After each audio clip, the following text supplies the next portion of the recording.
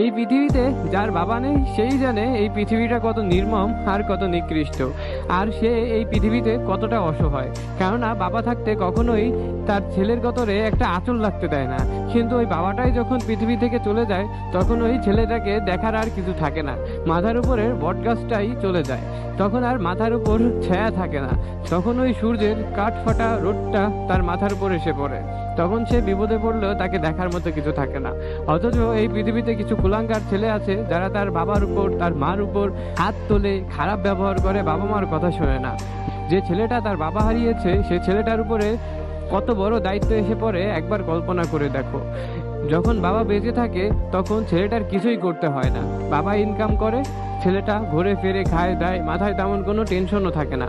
কিন্তু যখন বাবা মারা যায় তখন পুরো পরিবারের টেনশনটা তার উপর চলে আসে। কেননা তখন যদি সে বড় ছেলে হয় তখন তার কি করতে হবে, বোন থাকলে বোনের টেনশন, বোনকে বিয়ে দিতে হবে, অসুস্থ মা, তার ওষুধ টষুধ, কত কিছু, ছোট ভাইয়ের পড়াশোনা খরচ, বোনের পড়াশোনা খরচ, তাদের কেরিয়ার, তাদের ভবিষ্যৎ তৈরি করে দেওয়া, কত টেনশন থাকে না, তাই না? আর অথচ বাবা বেঁচে থাকলে ওই বাবাই ছেলে মেয়েকে নিয়ে এত টেনশন করতো। তাহলে তোমরাই বুঝো যে একটা বাবার মাথায় কত টেনশন। বাবাই তো ছেলে মেয়ের ভবিষ্যৎ করে দিয়ে যায়, হয় চাকরি হোক, বিদেশ হোক, যাই হোক, বাবাই কিন্তু সবকিছু করে দিয়ে যায়।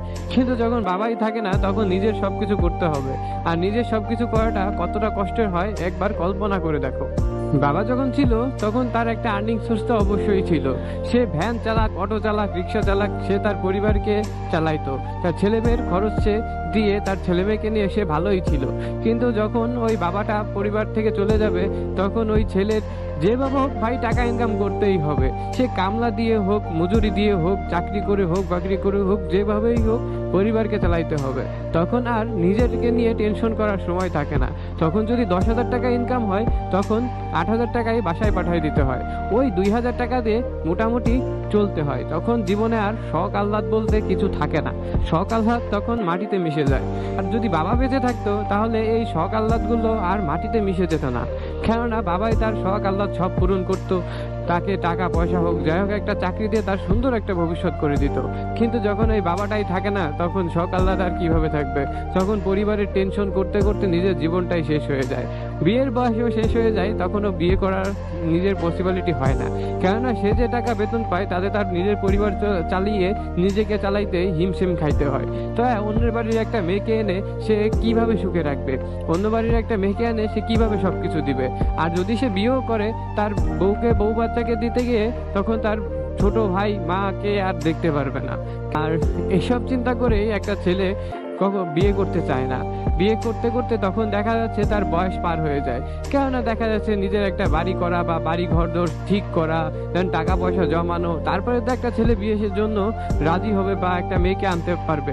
কেননা কিছু না থাকলে তো সহজে ভালো ঘরের একটা মেয়ে সে আনতেও পারবে না, আর একটা মেয়েকে আনলেও সে ভালো রাখতে পারবে না।